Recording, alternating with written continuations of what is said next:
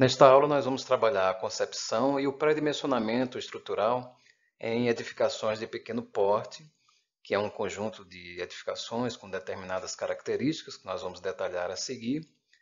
E como materiais estruturais, nós vamos considerar no pré-dimensionamento elementos estruturais em concreto armado convencional e também elementos estruturais em perfis de aço laminado.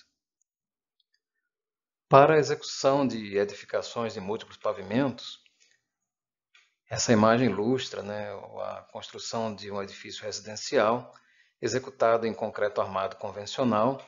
Aqui nós podemos observar, o canteiro de obras, o caminhão-bomba. Os caminhões betoneiras de concreto estacionam próximo ao caminhão-bomba. O caminhão-bomba faz o lançamento até o local da moldagem dos elementos de concreto.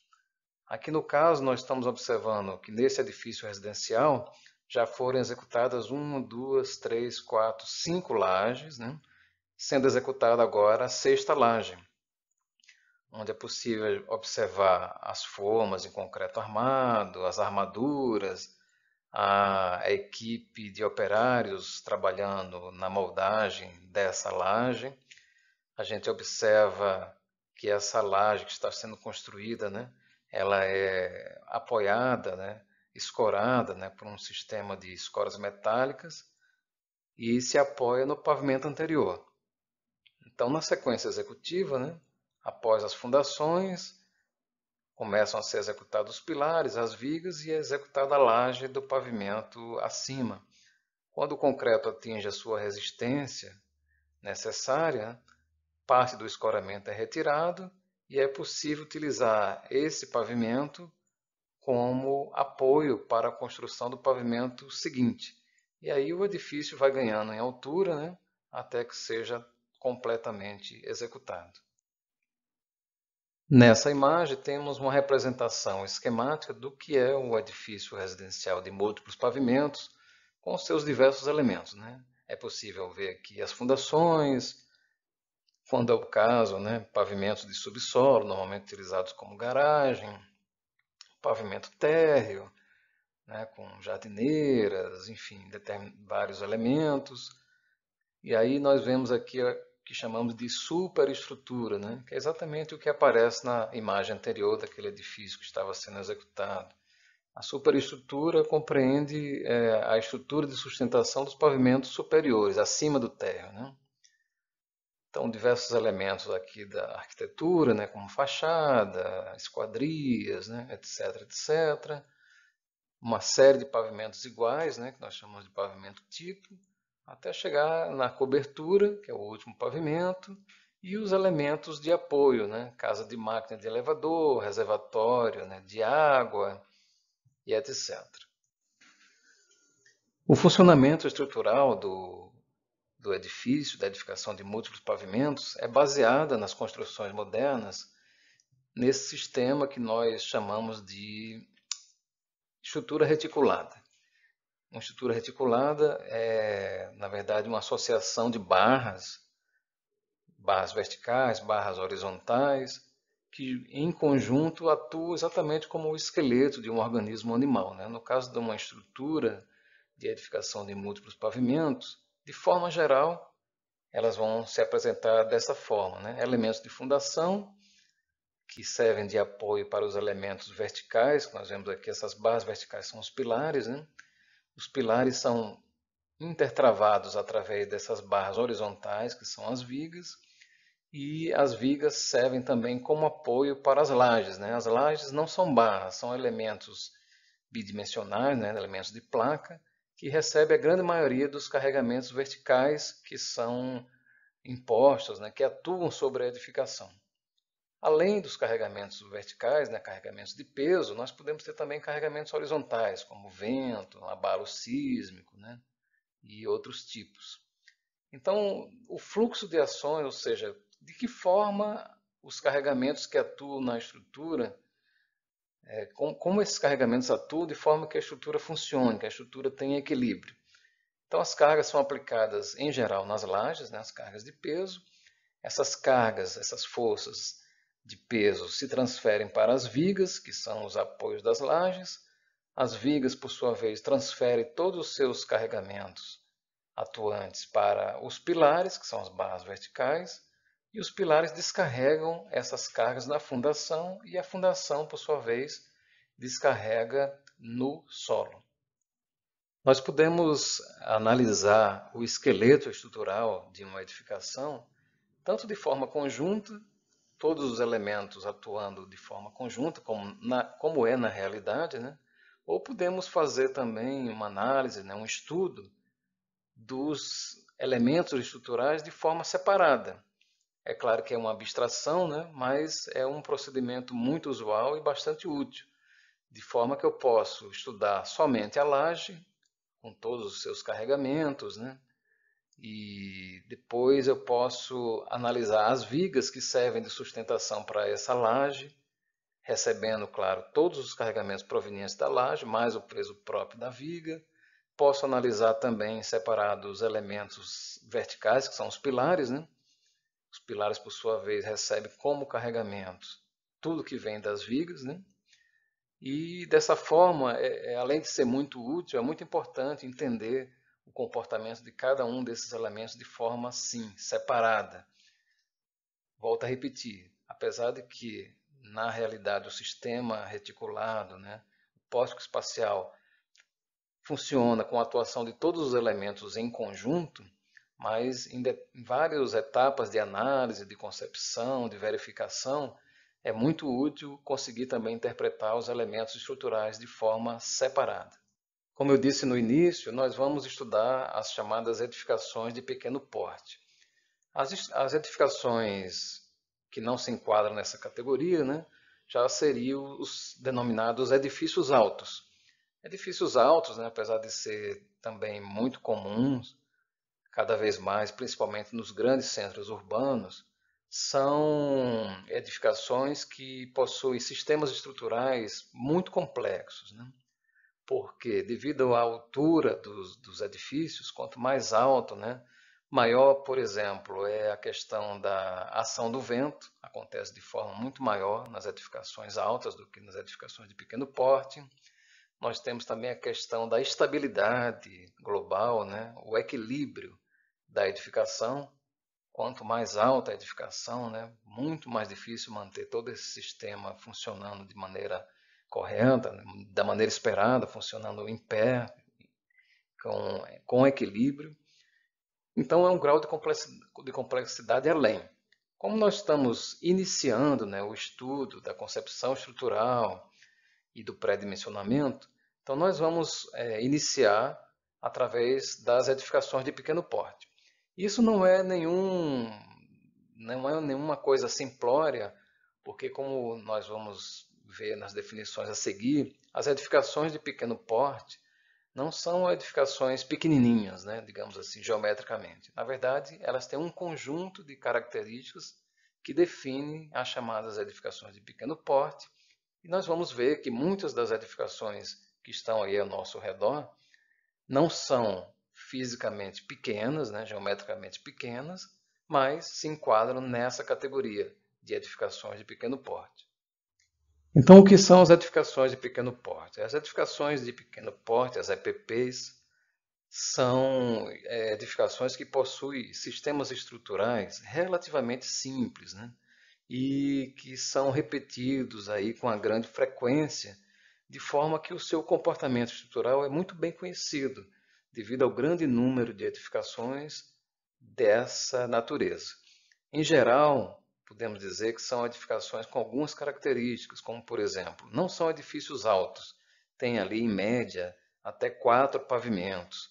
As suas sobrecargas de utilização, ou seja, independente de ser uma edificação residencial, comercial, hospitalar, educacional, enfim, as sobrecargas de utilização são limitadas aí a um valor de 3 kN por metro quadrado, que equivale a 300 kg por metro quadrado de forças, né, de cargas aplicadas normalmente nas lajes dessas edificações. As alturas de pilares entre pavimentos, né, têm em torno de, no máximo, 4 metros. Tá? volto a frisar que não é a altura do pilar da fundação até a cobertura, é a altura do pilar entre pavimentos, em torno aí de no máximo 4 metros. As vigas, né, que são os elementos que servem para apoio das lajes e servem também para o travamento dos pilares, são elementos muito importantes na estabilidade global da edificação. Essas vigas, nas edificações de pequeno porte, elas têm vãos que não excedem o valor de 6 metros. Uma viga pode ter vários apoios, ou seja, vários vãos. Então, essa limitação de 6 metros não é para a viga completa, é para cada um dos vãos da viga. Já as lajes, elas vão apresentar dimensão do menor vão em torno de 4 metros. O que é que vem a ser? Normalmente as lajes são retangulares, então tem 2 dimensões. A menor dessas dimensões, nós vamos considerar nas edificações de pequeno porte que esse valor não excede os 4 metros. E no caso de lajes em balanço, que esse balanço não exceda também os 2 metros de comprimento. Diante dessas características, o efeito do vento sobre a edificação, né, que é uma ação muito importante, esse efeito do vento pode ser desprezado, desde que sejam feitas as análises, né, e que exista a presença de contraventamentos nas 2 direções, normalmente através de vigas. Como exemplo de edificação de pequeno porte, e para ilustrar o que eu já tinha comentado, né, que as edificações de pequeno porte não são edificações pequenininhas, né? Nós temos aqui, por exemplo, o bloco H, no nosso campus da Praia Vermelha, né, é considerada ali uma edificação de pequeno porte. Apesar de a gente observar aí que existem 6 lajes, né, 1, 2, 3, 4, 5 lajes, aliás, ela pode perfeitamente se enquadrar. Mas nós tínhamos visto que eram até 4 pavimentos. Sim, mas isso é em torno de, né? É claro que 8 pavimentos, 10, já seria um outro enquadramento, né, para essa edificação. Mas uma edificação de 4 ou 5 pavimentos são muito parecidas, né? Aqui nós vemos também que os vãos máximos também não são muito grandes, né? Não tem a medida precisa, né, desse vão de viga, mas sendo aí em torno dos 6 metros, também poderia estar enquadrada essa edificação como uma edificação de pequeno porte. E o comprimento dos pilares, né, entre pavimentos, aqui com certeza é menor do que aqueles 4 metros que nós vimos lá nas características das edificações de pequeno porte. Assim como o bloco H, outros blocos, né, no campus da Praia Vermelha, como o bloco D, o bloco E, vejam que se enquadram aí nessas edificações de pequeno porte, diante das características geométricas da edificação, né?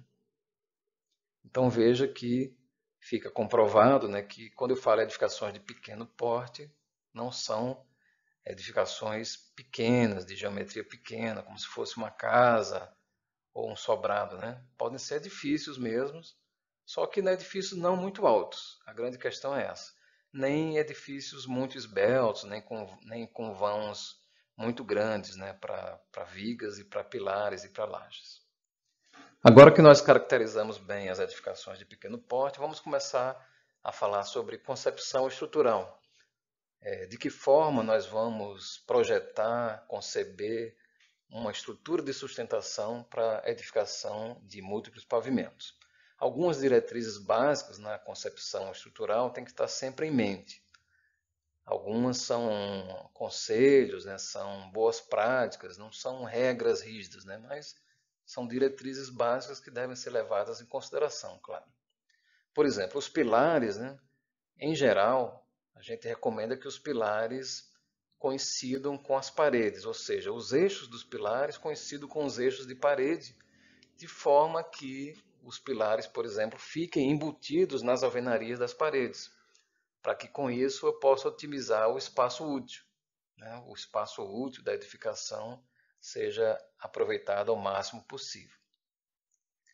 Obviamente, os pilares não devem aparecer no meio de um compartimento, né, de um cômodo, de uma área do meu layout arquitetônico, por exemplo. nem atravessar uma porta, né, um vão de porta ou um vão de janela. Assim não faz sentido, né, porque o meu pilar, nesse caso, estaria ali comprometendo a utilização e a estética, né, do espaço.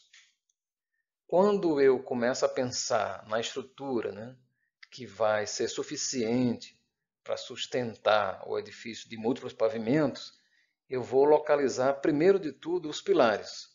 Tá? Primeiro eu localizo os pilares, em sequência, depois dos pilares, eu localizo as vigas, quando houver, né, porque existe também edificações sem vigas, e por fim, após os pilares e as vigas, eu faço a localização, a concepção das lajes.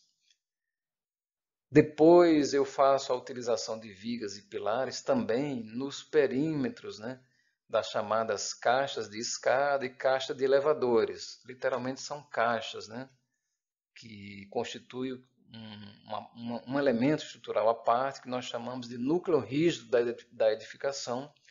E esses núcleos rígidos, né, eles favorecem, em função das suas dimensões, colaboram e favorecem muito para a estabilidade, né, para o equilíbrio global da edificação. Como eu faço a concepção da minha estrutura? Primeiro, posicionando os pilares, né? E nós já vimos que os pilares preferencialmente vão ter eixos coincidentes com os eixos de paredes, etc., para otimizar o espaço. Uma outra coisa que eu tenho que levar em consideração é o seguinte: então, de que forma, quantos pilares eu tenho que ter, em que posição esses pilares têm que estar? Nós vamos ver que esse procedimento não é tão complicado, né? Um procedimento, digamos assim, tradicional, apesar de que hoje em dia existem aí várias ferramentas de otimização estrutural, né?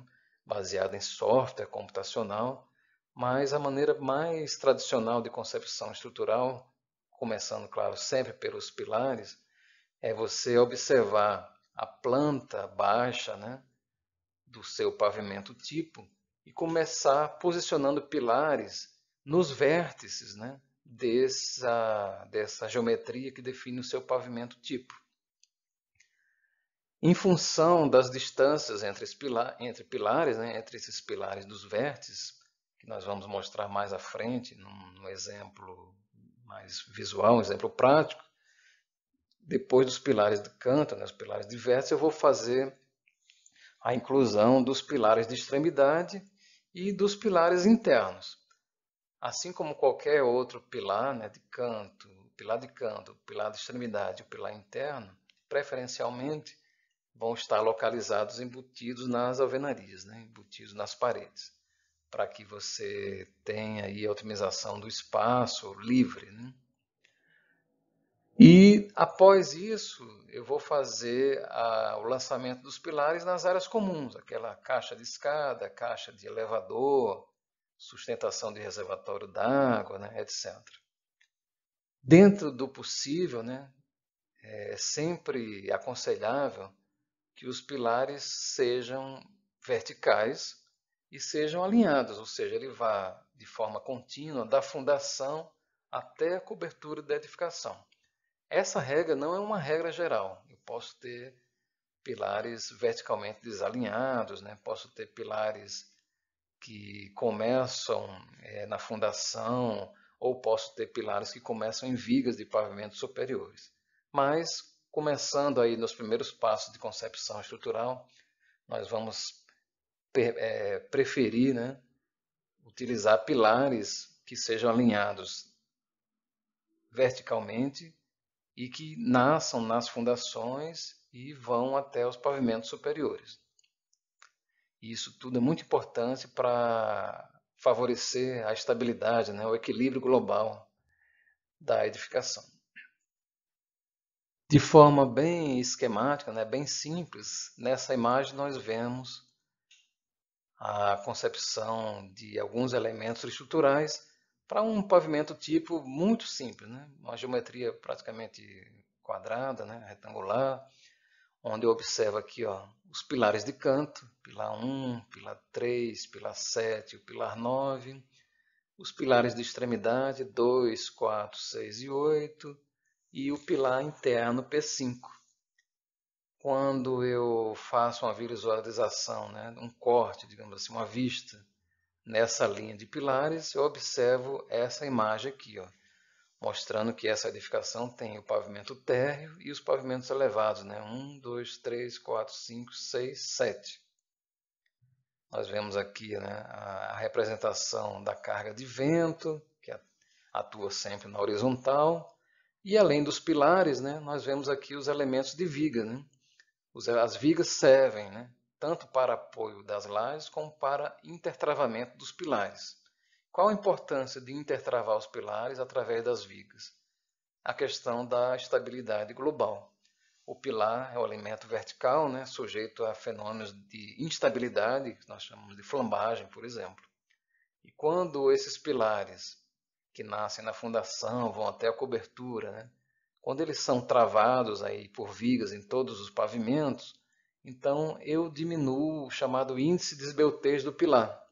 Então, se o pilar fosse isolado da fundação até a cobertura, ele seria muito mais instável, né? Teria uma capacidade de carga muito menor do que quando eu faço o intertravamento dos pilares em todos os pavimentos. É a situação mais desejada.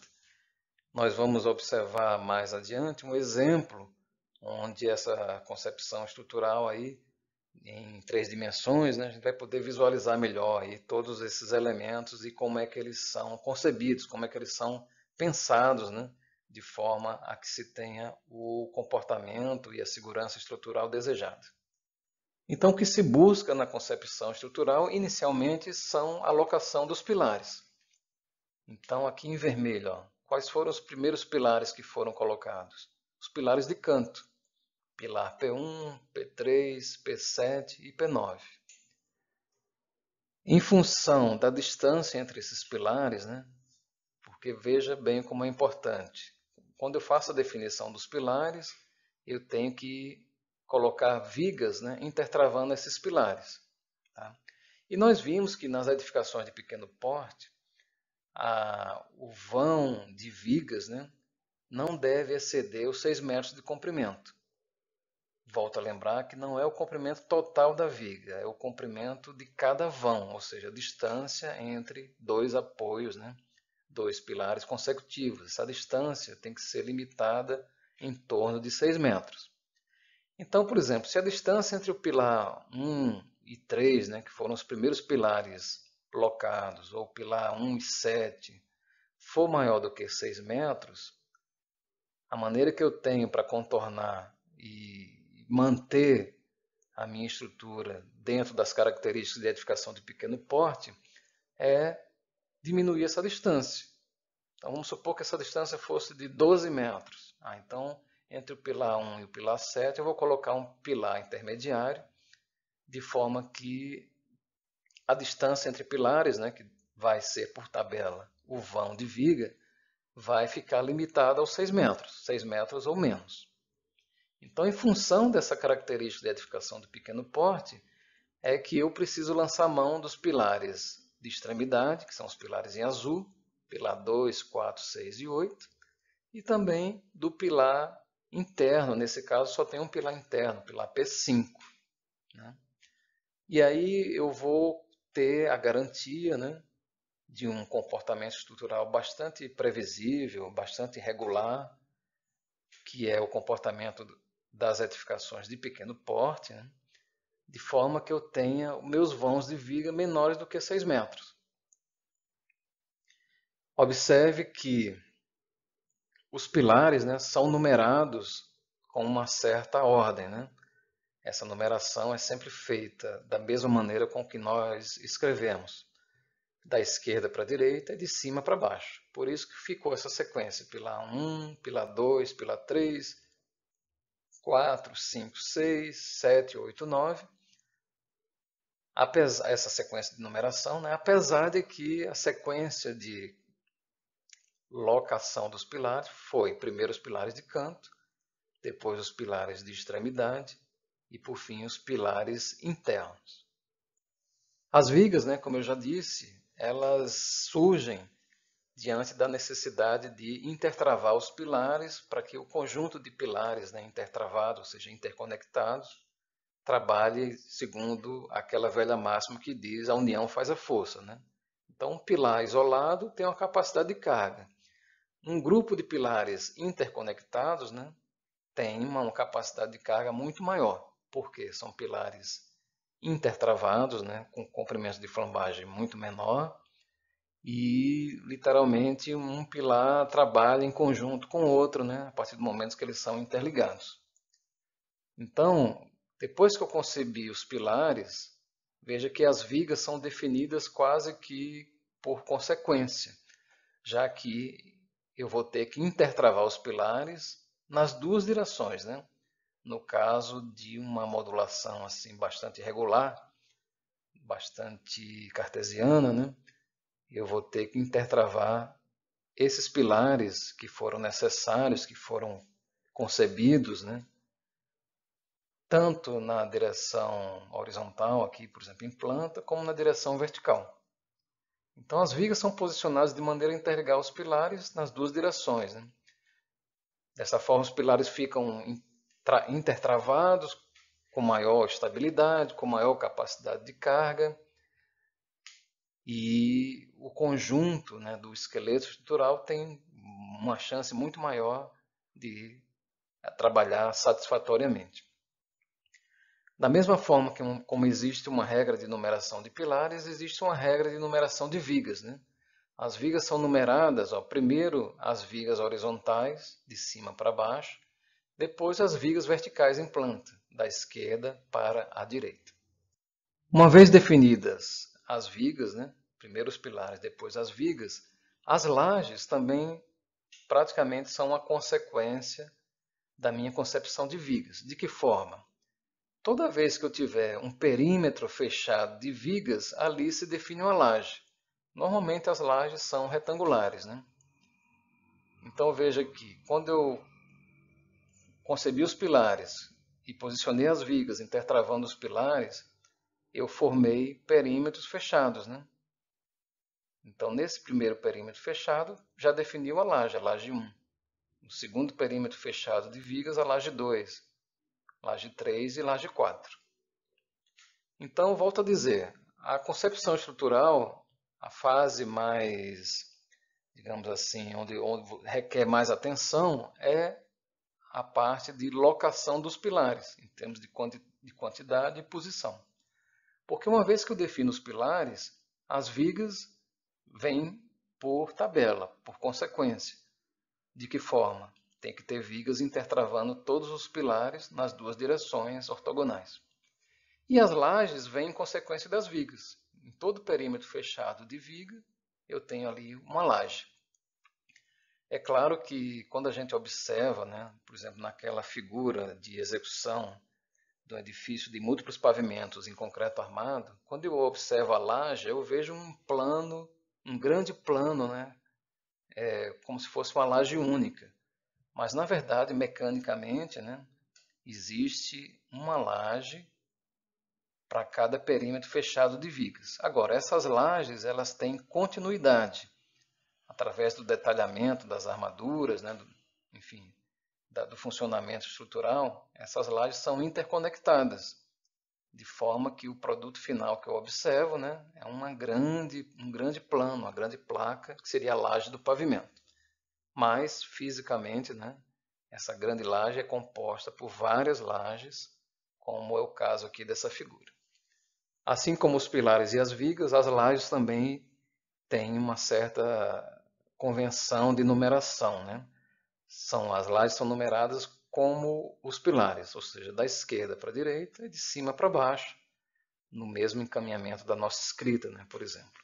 Então, nesse exemplo simples aqui, nós temos a laje 1, 2, 3 e 4, da maneira aí como aparece.